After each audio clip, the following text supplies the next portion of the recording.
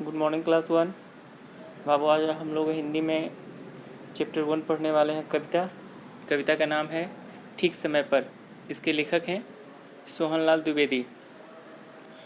इस कविता के माध्यम से हमें कवि बताना चाहते हैं कि हमें अपने काम ठीक समय पर क्यों करना चाहिए। क्योंकि अगर हम अपने सभी काम को ठीक समय पर करेंगे तो हम महान बन सकते हैं। कैसे, हम लोग इस कविता में पढ़ेंगे। ठीक समय पर नित उठ जाओ। नित का मतलब होता है रोज या रोजाना। कवि कहते हैं कि हमें सही समय पर जग जाना चाहिए, सही समय पर रोज नहाओ। और जो सही है यानी कि सुबह का जो वक्त होता है, सूर्योदय से पहले हमें उठना चाहिए। और उठने के बाद फ्रेश हो जाने के आधे घंटे के बाद आप नहा लें। नहाने के बाद क्या होता है कि आपका मन मस्तिष्क जो होता है अंदर से पूरी तरह से तरोताज़गी यानी कि बिल्कुल फ्रेश और ताज़ा महसूस करता है। ठीक समय पर खाना खाओ, ठीक समय पर पढ़ने जाओ। और जस्ट अगर हम नहा लेते हैं, नहाने के कुछ क्षण के बाद हम अगर खाना खा लेते हैं, और क्या है ना कि भोजन से हमारे शरीर को ऊर्जा मिलती है, लाइक जिसको हम लोग एनर्जी कहते हैं। तो भोजन करने से ना हमें जो पुनः जो खोई हुई ताजगी रहती है वो फिर से वापस आ जाती है। इसके बाद कभी आगे कहते हैं कि ठीक समय पर पढ़ने जाओ। और पढ़ाई हमारे जीवन का सबसे महत्वपूर्ण हिस्सा है। हमें पढ़ाई से हम अपने जीवन में सही गलत का पहचान कर सकते हैं, अच्छे बुरे में ना अंतर पता कर सकते हैं। इसके अलावा हमें बहुत ऐसी चीज़ों के बारे में जानकारी मिल जाएगी जो हमारे लिए पर्याप्त होती है।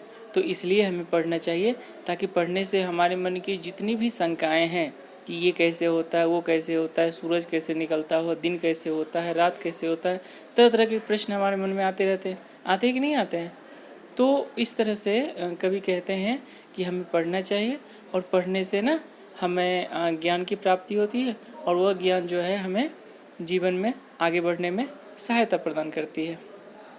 कभी आगे कहते हैं ठीक समय पर मौज उड़ाओ, ठीक समय पर गाना गाओ।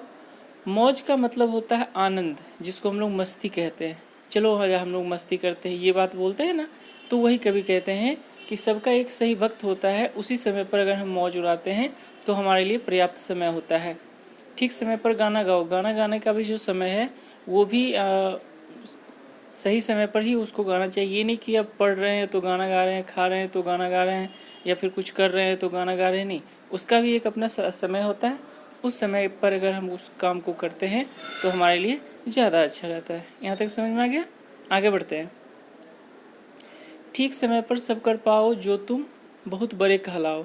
अगर हम ठीक समय पर हमारे दैनिक जीवन में जितने भी कार्य हैं, अगर सारे कार्य को अगर हम कर लेते हैं तो हम बहुत अच्छा जीवन में कर सकते हैं।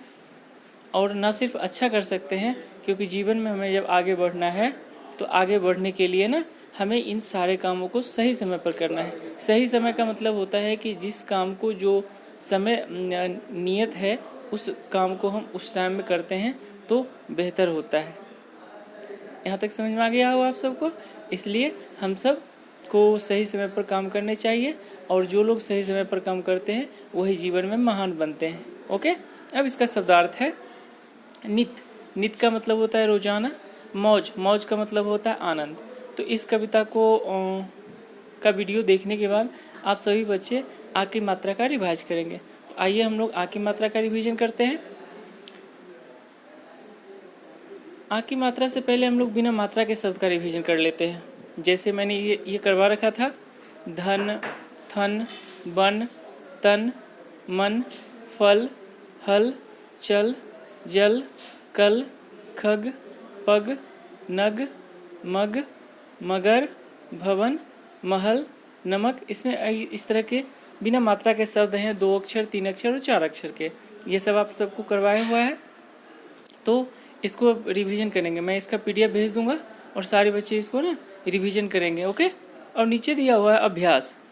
अभ्यास में क्या है कि जो बच्चे के पास बुक होगा वो इसको कंप्लीट कर लेंगे। जैसे पहला तस्वीर हमको देखना है। पहला तस्वीर में क्या है, एक गाय दिख रही है और यहाँ पे एक शब्द दिख रहा है न।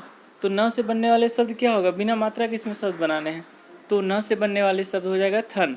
फिर उसी तरह से दूसरा फिगर है। दूसरा फिगर किस चीज़ का है, तो हल का फिगर है तो उसमें ह लिखा हुआ है, हम ल लिख के उसको कंप्लीट कर लेंगे। उसी तरह से तीसरा फिगर है घर का, तो घर में र लिखा हुआ है, हमको घ लिख के शब्द को पूरा कर लेना है। ठीक है, आइए हम लोग अब आ की मात्रा को पढ़ते हैं। जैसे छ में आ की मात्रा, त में आ की मात्रा क्या होता है? छाता। उसी तरह से म में आ की मात्रा तमात, स में आ की मात्रा तसात, ल में आ की मात्रा लात, ब में आ की मात्रा बात, र में आ की मात्रा रात, क में आ की मात्रा कान, प में आ की मात्रा पान, द में आ की मात्रा दान, ध में आ की मात्रा धान, तालब श में आ की मात्रा शान, म में आ की मात्रा माल, ग में आ की मात्रा ल गाल, ब में आ की मात्रा ल बाल, ट में आ की मात्रा ल टाल, ढ में आ की मात्रा ल ढाल, ब में आ की मात्रा, ज में आ की मात्रा र बाजार, स में आ की मात्रा, क में आ की मात्रा र साकार। इस तरह से कई और सारे शब्द हैं जिसको हम अभ्यास करेंगे। ठीक है, आज के वीडियो में इतना ही। हम लोग अगले क्लास में इसका जो अभ्यास है अभ्यास करने का प्रयास करेंगे। तो सभी बच्चे इस वीडियो को ध्यान से देखेंगे और जो भी समस्या आएगी क्लास टाइम में पूछना। Okay, thank you.